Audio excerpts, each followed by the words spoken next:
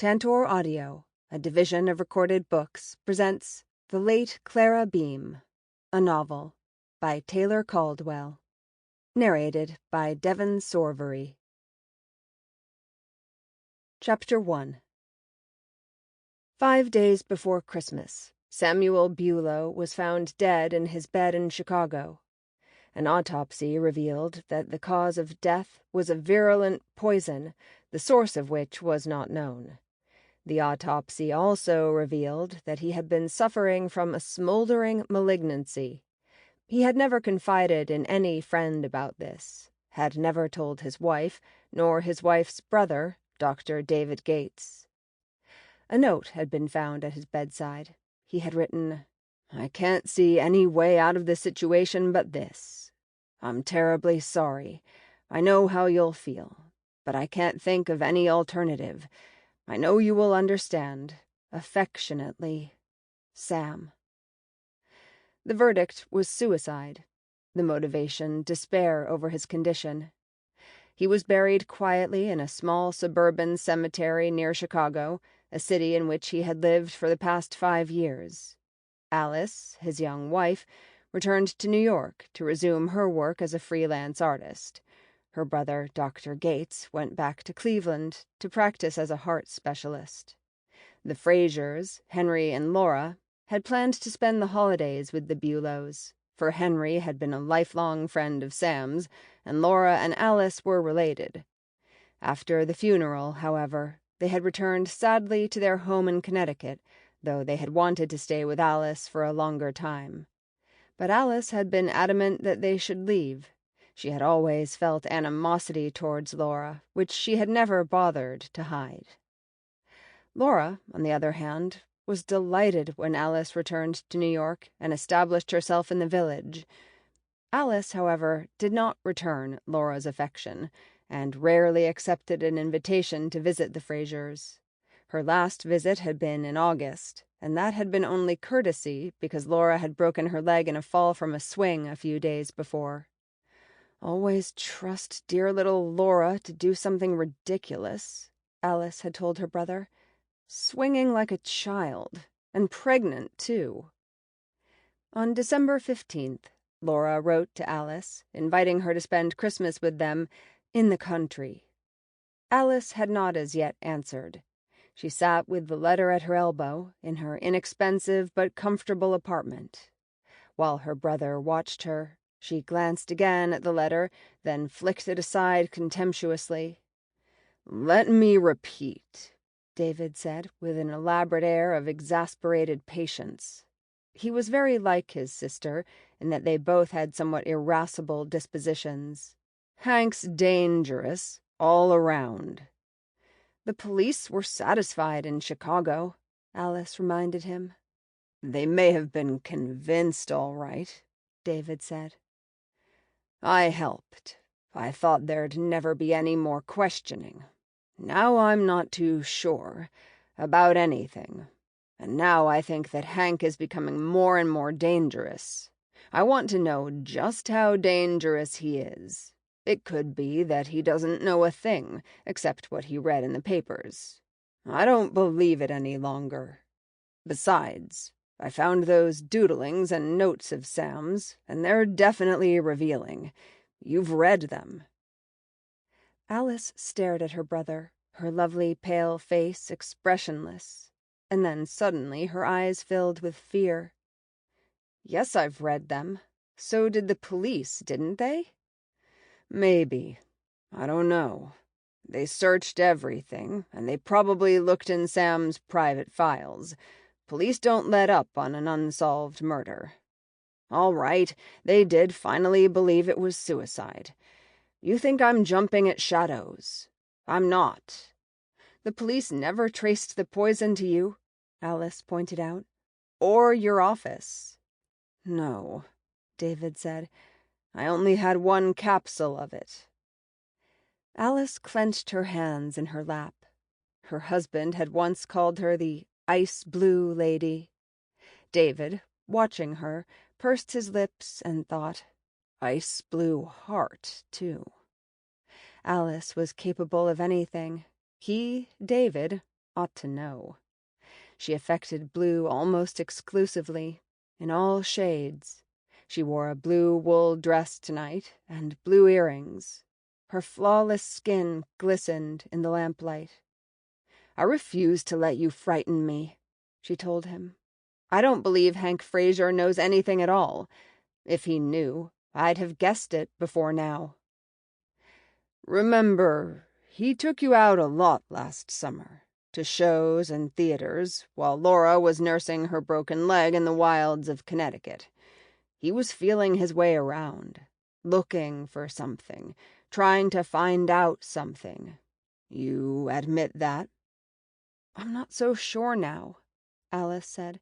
"You did put a lot of suspicions in my mind, and I watched him and listened to him, but there was nothing at all. If he had known something, I'd have found it out. Men aren't very subtle, and I had 5 years of dealing with Sam. None of you can keep secrets." She paused. "When did you begin to suspect, anyway?" "I suspected from the very beginning, though I only told you about it last spring, after I went through Sam's papers. Then I began to have cold chills." Fear again brightened Alice's eyes.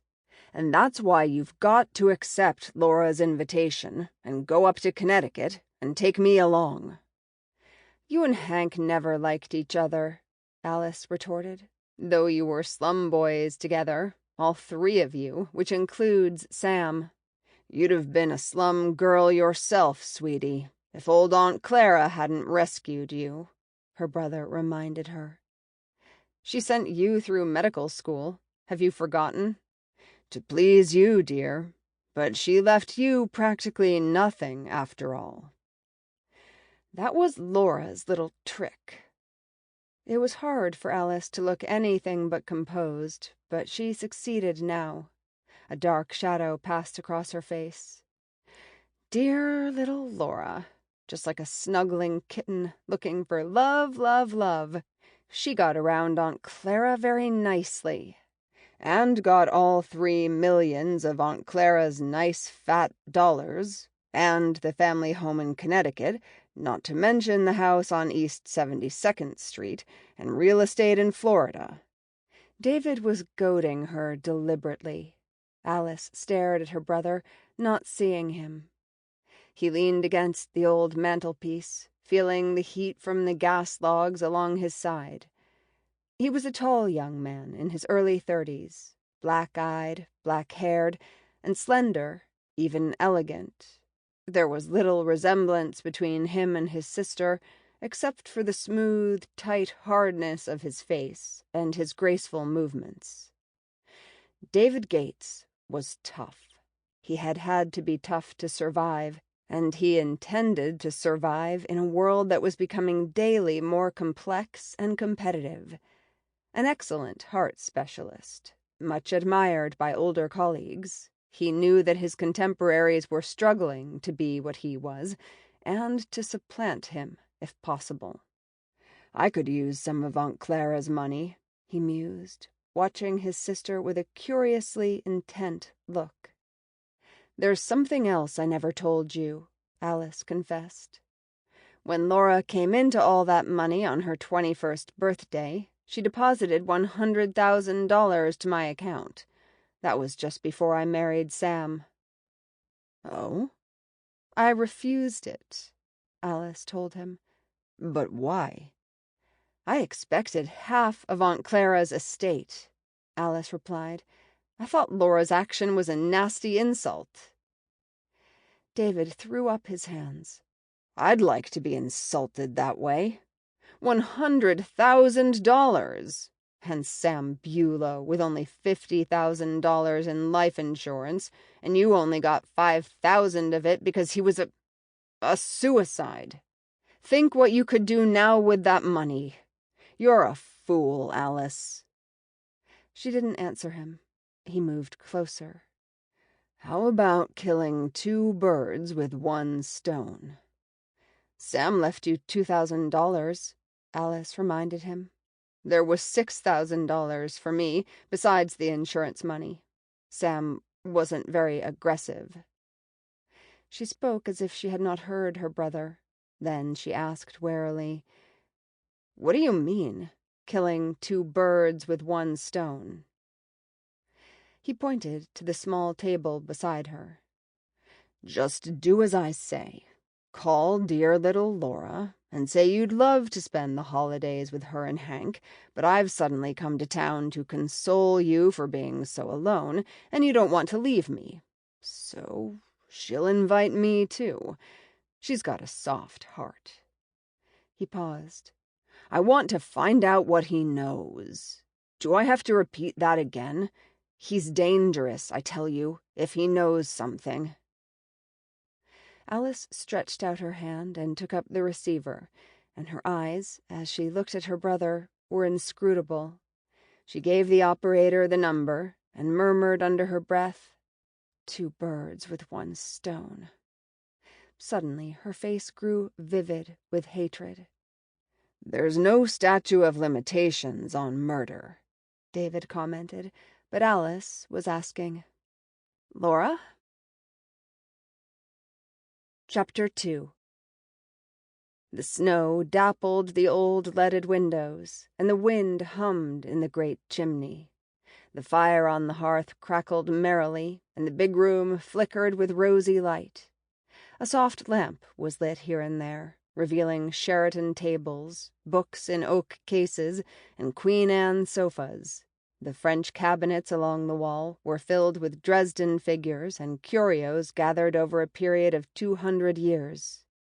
Laura Frazier was seated before a grand piano, her fingers moving through an intricate Mozart phrase. The delicate tinkling sound filled the room. Henry Frazier sat near the fire, relaxed and content, smoking his pipe, a book open on his knee. He had a strong, quietly masculine face and steady hazel eyes. 35 years old, he was 10 years older than his wife, and a successful partner in the New York law firm of Bancroft, Edel, Frazier, and Hunt. As he listened to his wife play, he found his thoughts drifting back to his harsh childhood in a New York tenement district. He remembered how he and David Gates and Sam Bullowe had worked after school and on Saturdays delivering groceries and doing odd jobs to augment the family income. They had had, more than anything else, ambition. He had always wanted to be a lawyer, and Dave a doctor. But Sam had never had a definite goal, for though he possessed the other's drive, he had no particular talent. He would just say that when he was a man, he would be rich. At the time of his death, 1 year before, at 36, he had been sales manager for a wholesale appliance house in Chicago, earning $12,000 a year with prospects of a partnership. It was just as well, Henry said to himself. If he'd lived with that disease in him, he'd have had several months of misery and pain. Yes, it was just as well after all. His thoughts moved on to Clara Beame, who had been born in this house. Good old Aunt Clara. Or was she really only old Cousin Clara, a couple of times removed? Not even Laura was quite certain of the relationship between them and Alice and David. The old lady had been fond of Laura's father, but when he had remarried his first wife after Laura's mother's death, Aunt Clara had refused to see him again. Funny old fat spinster, Henry reflected. He had only seen her photograph, but Clara Beame had borne a remarkable resemblance to Queen Victoria, with the same determined mouth and shrewd eyes. Laura was no longer playing, and her young face was turned to her husband. "I was just thinking of Aunt Clara," she said. "So was I," Henry told her, laughing. Laura smiled at him. There wasn't a plane or contour of her face which didn't seem gentle. She had shimmering dark eyes, large and innocent, and a full mouth. Her hair, the color of sunlight, always surprised people, for it was not in keeping with the darkness of her eyes. People referred to her fondly as Little Laura, though she was as tall as Alice Bullowe. But she had an artless, soft way of speaking, and a certain shyness. She looked younger than her 26 years, and younger than Alice, who was the same age. "What were you thinking about dear old Aunt Clara?" Henry asked, lightly. "I was just remembering how it was around Christmas, when she was alive," Laura answered, her voice edged with sadness. Not that she seemed lovable in any way to others, but I loved her very much. And I can't tell even you, darling, what it meant to me to discover, when I was about 14, that she loved me, too. I was more grateful for that than for all her money. The fact that she loved me. "Apparently she didn't love Alice," Henry observed, knocking his pipe against the fender. Laura frowned. "No, I suppose not. I don't know why, though, except that even when we were children, Alice was always so independent and full of pride, and difficult." Laura touched a key, then hastily pulled her hand away as the piano gave out a discordant note. "You still haven't figured out your relationship to your aunt, if she was your aunt, and Alice and David?" Henry asked curiously. "Oh, I've tried," Laura admitted. "My father always called her Aunt Clara, but she may have been his grandfather's niece. I'm almost sure now that that is the way it was. And Alice, I think she is really Aunt Clara's third cousin. I never knew Alice's parents." "You didn't miss a thing," her husband told her with fervor. "Her father was hardly ever around home, if you could call that Coldwater Flat a home. Even when he wasn't on duty, he'd still hang around the firehouse, playing poker and drinking beer. He was off duty when he fell from the roof of that tenement house. Then there wasn't much left for Alice and Dave and their mother. As for Mama Gates, she hardly made a living in her cheap millinery shop. A fierce kind of woman. I can't remember her being human." "She had to work so hard," Laura said uneasily. "My parents did, too," Henry pointed out. "But we managed to get a little fun out of living, and had something to share. We took Alice and Dave in when their mother died of tuberculosis. It was a good thing it wasn't for long, otherwise we'd all have starved. Wasn't Alice about 10 when Aunt Clara sent for her to live up here with you?" "Yes, we were both 10. Laura looked absently at the tree, seeing the ghosts of other Christmases. "I always thought it was too bad that Aunt Clara wouldn't take Dave in, too, but he was older, and Aunt Clara never liked boys, or men. And a good thing for all of us, too," Henry thought, looking around the room with satisfaction.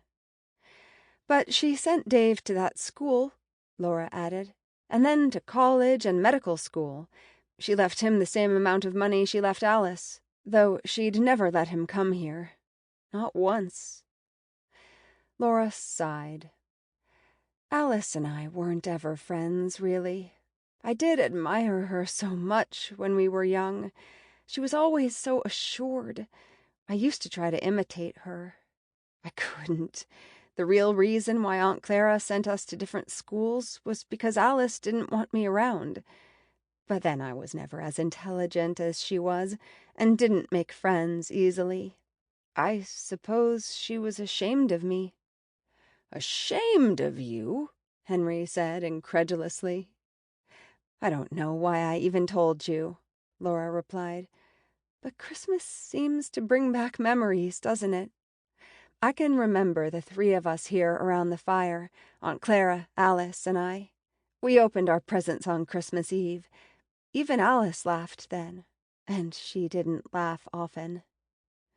"She doesn't love you much more now," Henry reminded her, "since she was practically disinherited." "I do wish you liked her more," Laura said, her voice subdued. "Well," Henry stated matter-of-factly, "I can see how she begrudges you everything." To his surprise, Laura shook her head. "But she doesn't really, darling. I know. Aunt Clara died when we were 19, and Alice had already been working in New York for 2 months. Neither of us wanted to go on with college." She stopped, but her dark eyes fixed themselves earnestly on her husband.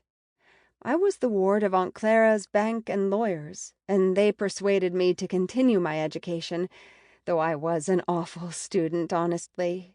Then, when I was 21 and just a junior, I stopped." She hesitated, but her eyes still remained on Henry. "And on the very day I was 21, I went to Alice and told her I was going to divide Aunt Clara's money with her equally." Henry sat up, his face flushed with interest. "Well?" he said, when his wife showed no signs of continuing. "She absolutely refused," Laura said in a small voice. "She was very bitter about Aunt Clara because of the will.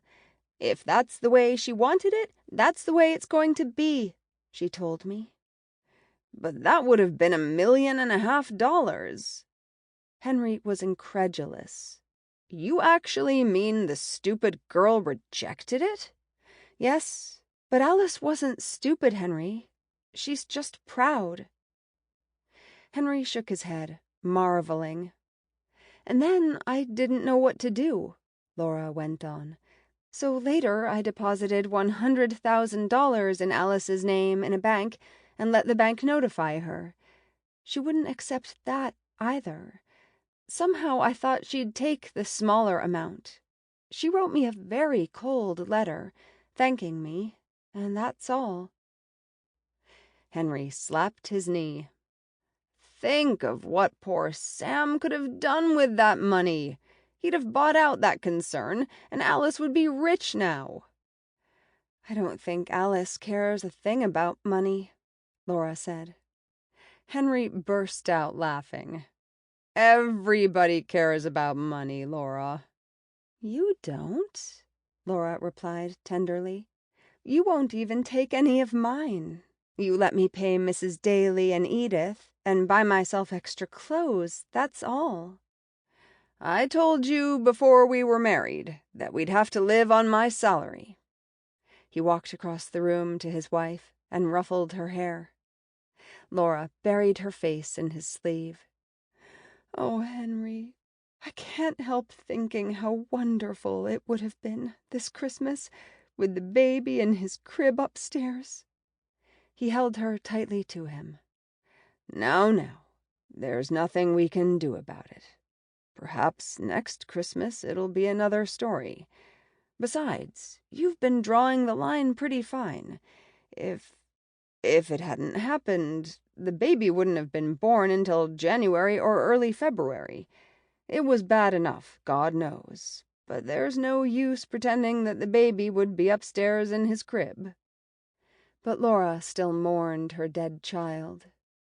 "I hadn't even told you," she murmured. "I wanted to be absolutely sure, and then I had to play Peter Pan on that swing." "You were always swinging in the orchard," Henry reminded her. "Who could know that the ropes were about to fall apart?" "I was so excited that day," Laura recalled bitterly.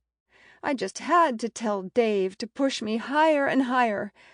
I was almost sure about the baby, and I was delirious with happiness.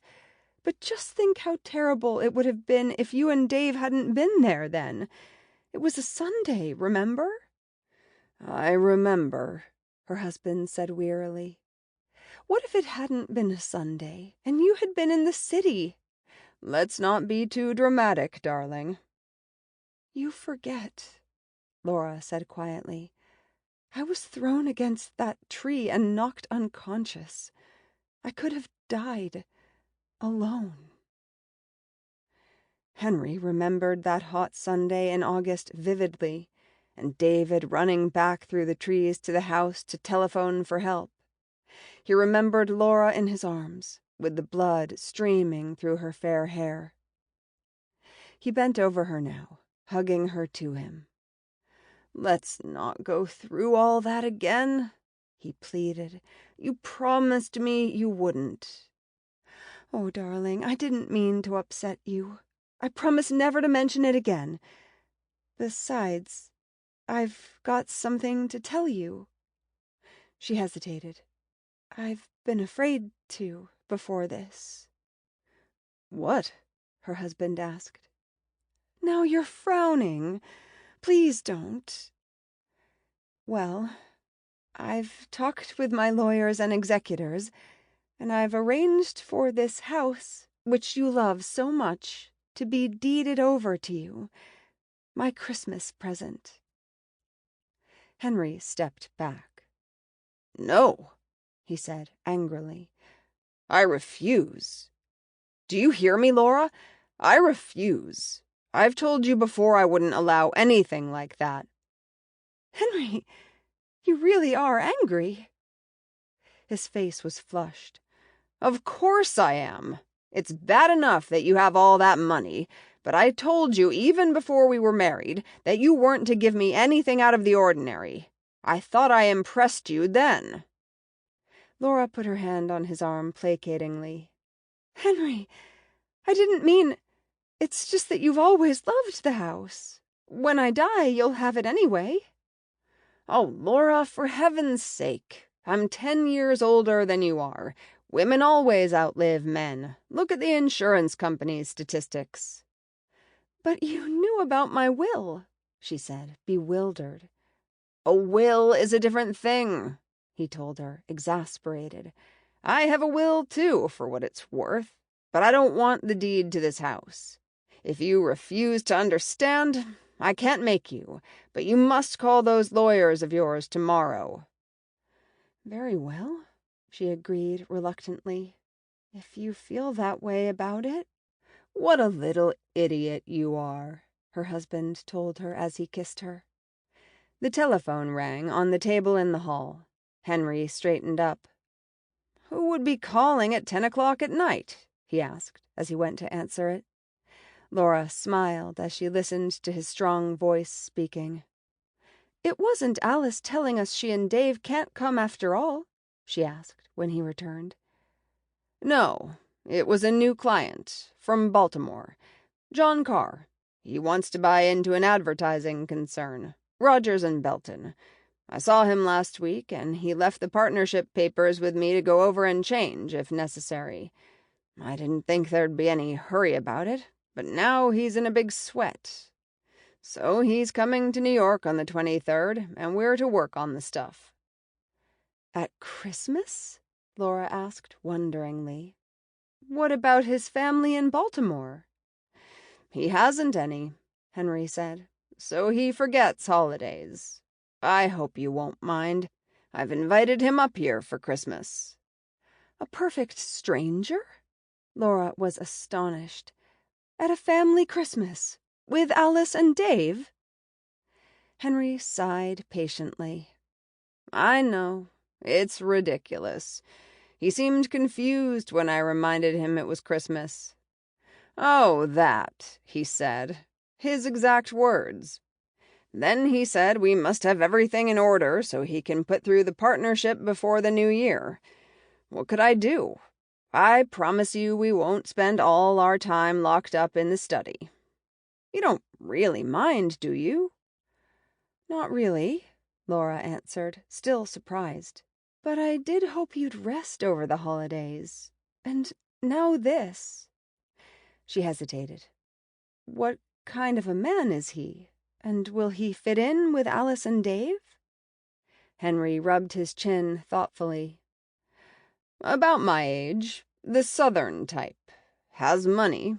He wants to put $75,000 into the concern.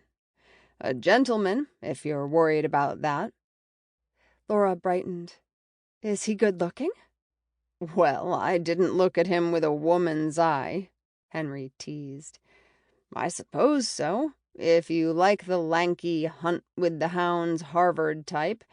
He's all right. I checked with Rogers and Belton. What have you got in mind?" "Alice," Laura admitted honestly. "Oh, no." "Why not?" After all, it's... Sample complete. Ready to continue?